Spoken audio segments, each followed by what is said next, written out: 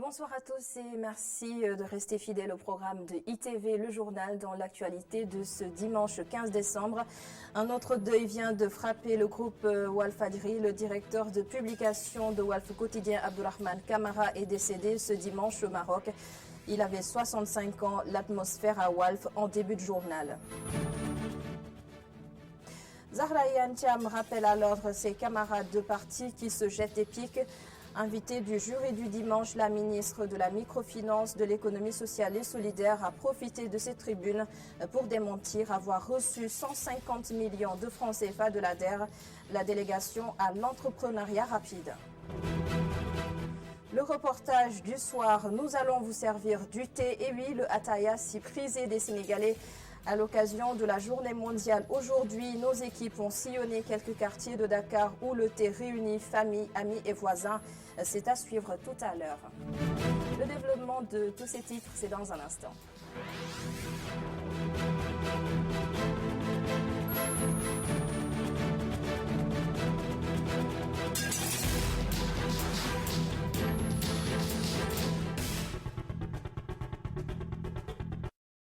Bienvenue à tous sur ITV. Un an après le décès de Sidi Lamine Niasse, le groupe de presse Walfadjri vient de perdre un autre pilier, l'une de ses plus belles plumes. Le directeur de publication de Walf Quotidien, Abdourahmane Kamara, est décédé aujourd'hui au Maroc. Il avait 65 ans, une vive émotion à Walf aujourd'hui, énormément de tristesse, raconte Tidiane Sissé. À la régie du groupe Walfadjri et tous les écrans de télévision affichent ce matin les images d'un homme, Abdourahmane Kamara. Ici, on a organisé une édition spéciale pour rendre hommage à l'homme. Triste nouvelle, je l'ai appris ce matin. C'est son adjoint Seyni Diop qui l'a partagé dans notre groupe WhatsApp. On l'appelait Kamou. C'était un professionnel rigoureux, un journaliste qui aimait sa profession. La mort d'Abdourahmane Kamara est annoncée très tôt ce matin. Une nouvelle triste qui a surpris beaucoup d'amis. Certains sont venus directement apporter leur soutien au groupe Walfadjri. Mon retour ici, c'était simplement pour rendre hommage aux jeunes qui sont là, qui continuent le travail que nous avions entamé il y a une trentaine d'années. C'était un peu leur donner du courage également. Kamou, c'était quelqu'un de très méticuleux au niveau de l'orthodoxie du journalisme. Au point de vue éthique, au point de vue déontologique, je le savais un peu souffrant. Je savais qu'il était allé au Maroc pour se faire soigner également. Bon, mais entendre que Kamou est décédé, un an environ après que Sidi Lamine Niasse soit décédé lui aussi, c'est vraiment un sentiment d'atterrement réellement qui me prend actuellement. Un professionnel rigoureux. Un professionnel rigoureux qui aimait sa profession, qui aimait aussi former, surtout nous les jeunes. Il nous a beaucoup formés dans la rédaction de l'article et autres. C'était un grand professionnel, un grand journaliste qui vient de nous quitter et nous prions pour le repos de son âme. Abdourahmane Kamara travaille à Walfadjri depuis les années 80. L'homme a marqué la grande épopée de Walf et a formé beaucoup de journalistes sénégalais. Il est décédé ce dimanche au Maroc et son corps est attendu au Sénégal dans les jours à venir. Les témoignages sont unanimes. Abdourahmane Kamara, un homme, un journaliste exemplaire. Il incarnait le professionnalisme. Un de ses compagnons et confrères de très longue date, Asmadé Mandiaye, a tenu à dire ces quelques mots sur son ami. Écoutez. Témoigner sur Abdourahmane n'est pas compliqué, ou alors c'est très compliqué, parce que soit on a dit beaucoup, ou on a dit beaucoup trop, ou pas assez. Parce que c'était un être d'une humilité extraordinaire, d'un professionnalisme extraordinaire. Je pense que ceux qui ont eu à le côtoyer comme moi depuis 1981 avec Tidiane, à Takusan d'abord, avec Tidiane Kassé, ensuite à Walfadjri avec Tidiane Kassé toujours, on a toujours été impressionné par sa méticulosité et par son intransigeance sur les questions éthiques et déontologiques. Je pense que, pour moi en tout cas, il représente le professionnalisme absolu et j'ajouterai aussi la fidélité absolue. Parce que Abdourahmane a travaillé dans des conditions que l'on sait.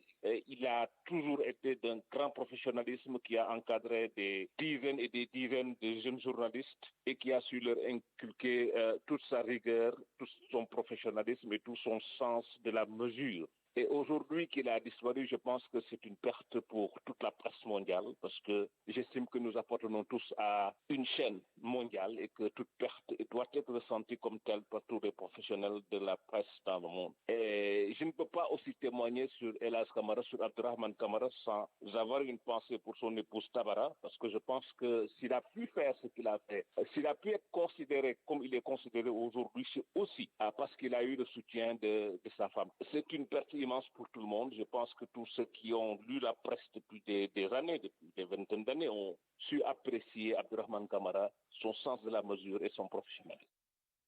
L'intersyndicale des travailleurs de Dakar Demdik va déposer un préavis de grève dès demain lundi.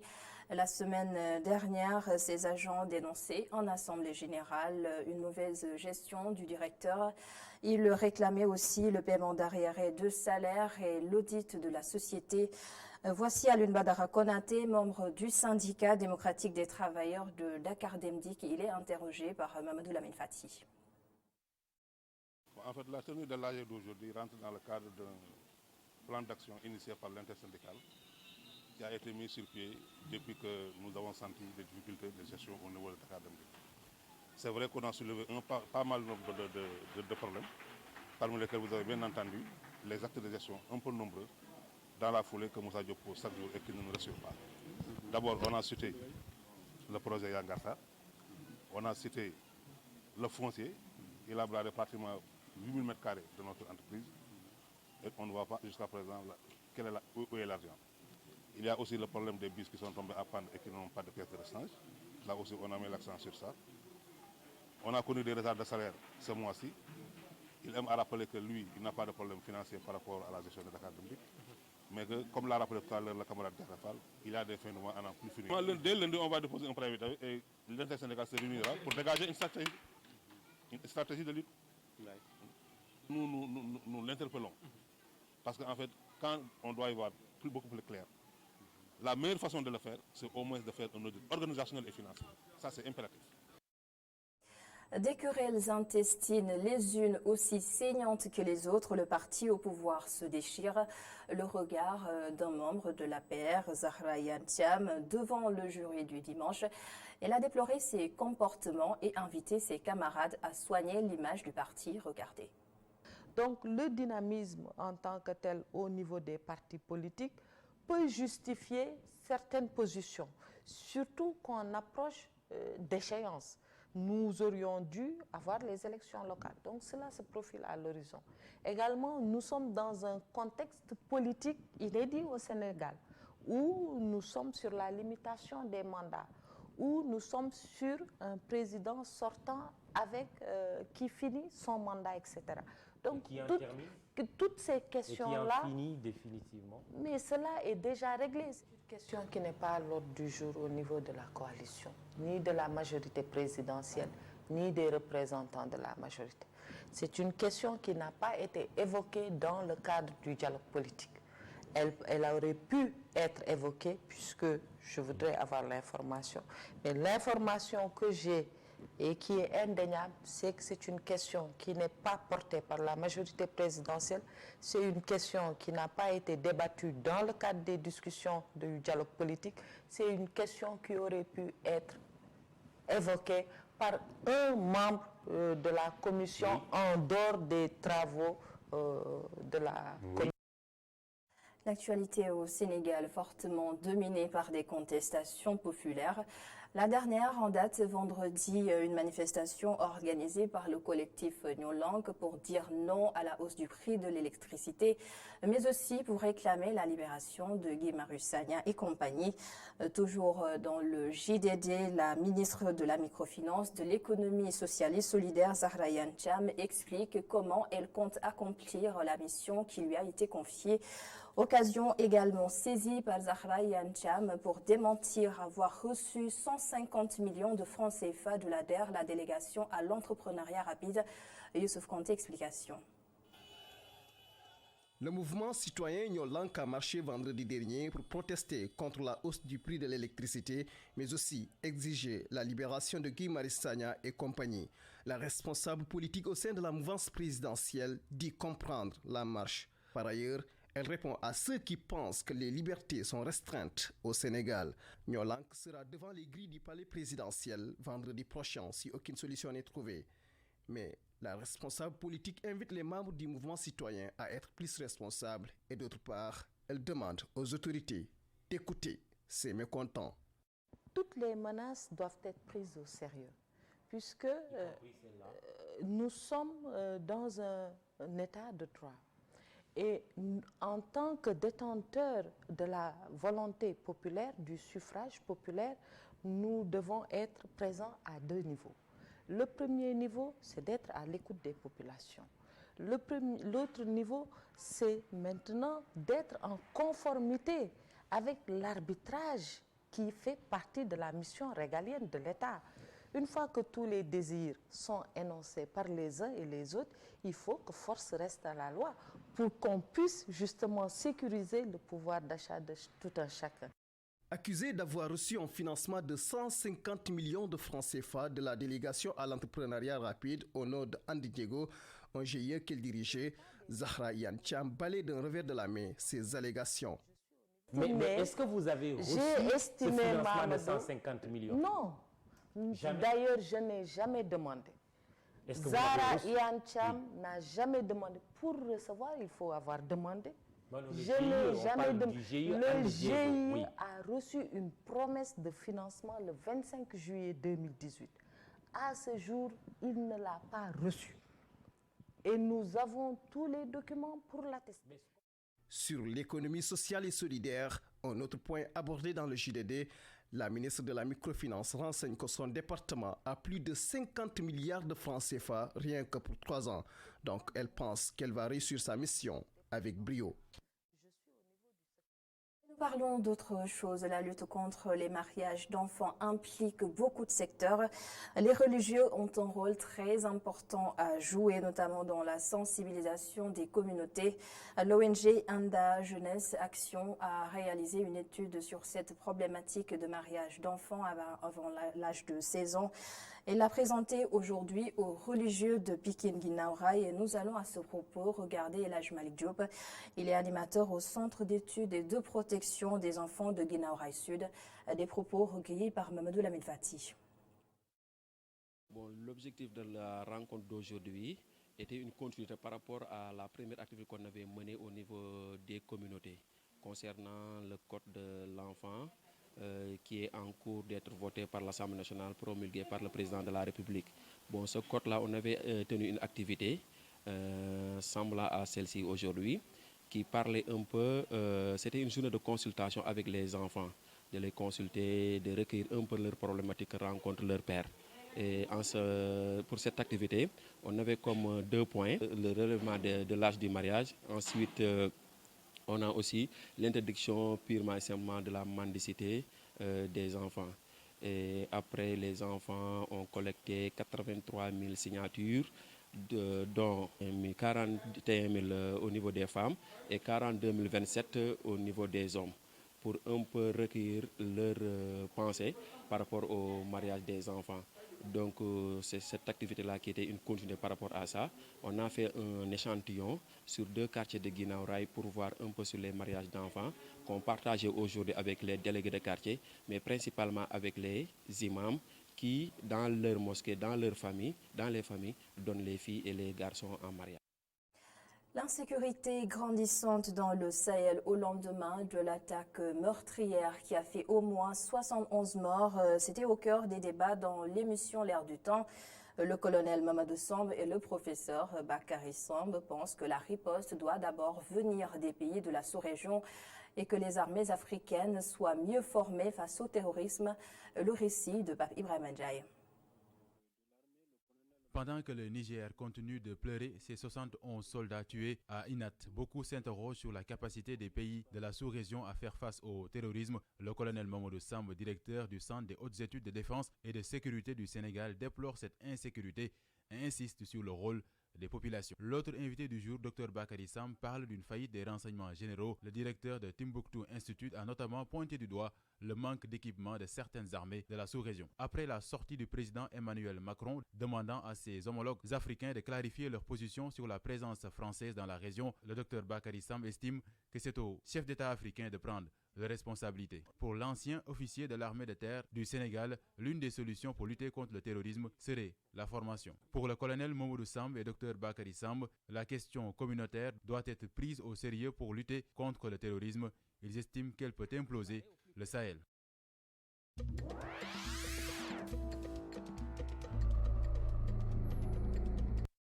Et nous retrouvons ce soir Cheikh Hassan Fall pour la page internationale.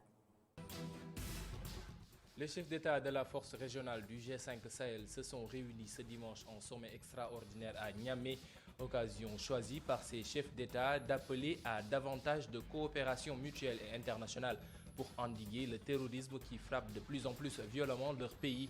Initialement prévu à Ouagadougou, le sommet a été relocalisé à Niamey en signe de solidarité après la sanglante attaque du camp militaire d'Inates ce mardi dans l'ouest du Niger, près de la frontière malienne, dans lequel 71 soldats nigériens ont été tués par des terroristes.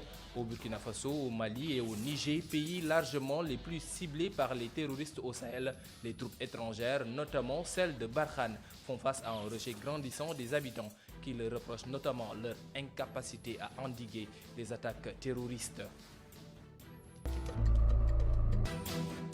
À 2 mois de la présidentielle prévue le 22 février, Faure Gnassingbé a demandé au gouvernement de prendre les dispositions pour la recomposition de la Cour constitutionnelle. Le 19 novembre dernier, une partie de l'opposition a quitté la rencontre avec le pouvoir, estimant que son point de vue n'était pas pris en compte dans l'ordre du jour.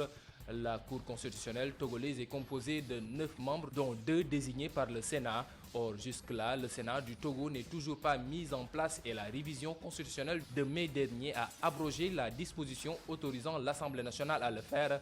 À 2 mois de la présidentielle, le temps presse. 14 candidats sont déclarés. L'ouverture des dépôts de candidature est prévue le 27 décembre et durera jusqu'au 8 janvier 2020. Les nations présentes à Madrid ont finalement pu trouver un accord in extremis après les 2 jours supplémentaires et plusieurs marathons de négociations ont été nécessaires pour clôturer la COP25. Les pays signataires de l'accord de Paris 2015 ont finalement approuvé un texte ce dimanche matin après en avoir rejeté plusieurs autres propositions. Pour parvenir à cet accord, la présidente du sommet, la ministre chilienne de l'Environnement, Carolina Schmidt, a notamment dû convaincre des Brésiliens qui refusaient de s'engager concernant les océans et l'occupation des sols. Preuve des dissensions importantes entre les pays, l'accord est peu ambitieux. Il établit que les pays devront présenter en 2020 des objectifs de réduction des émissions plus élevés. Les engagements des États sont donc reportés à l'année prochaine. La COP25 a souligné lors de sa séance de clôture le besoin urgent d'agir contre le réchauffement, mais sans parvenir à un accord sur des points essentiels pour répondre à l'urgence climatique et aux appels pressants des militants écologistes. Au terme de 2 semaines de négociations difficiles, la conférence climat de l'ONU organisée à Madrid a échoué à trouver un accord sur les règles des marchés carbone internationaux, dernier volet du manuel d'utilisation de l'accord de Paris de 2015.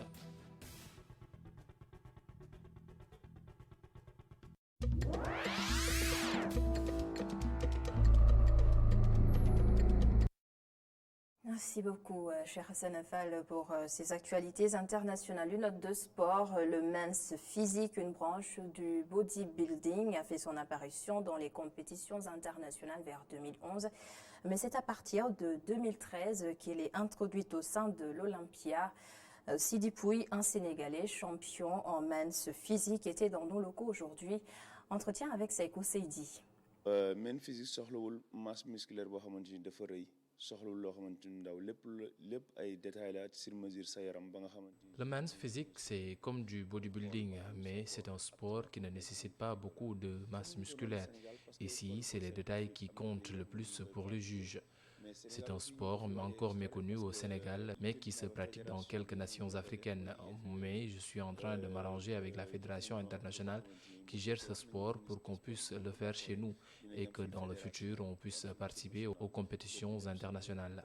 Nous avons des projets pour mieux développer ce sport ici avec des salles de musculation et tout, mais c'est administrativement que tout bloque. Mais bu fekkee ci cadre salle bi waaw mais bu fekkee ci cadre bi ñu jéem a def discipline boobu Sénégal instant yi xaw na taxaw parce que xamaguñu yoon bi ñuy jaar exactement pour mun koo def. Le reportage du jour à présent, après le café, le thé est sans doute la boisson la plus consommée au monde.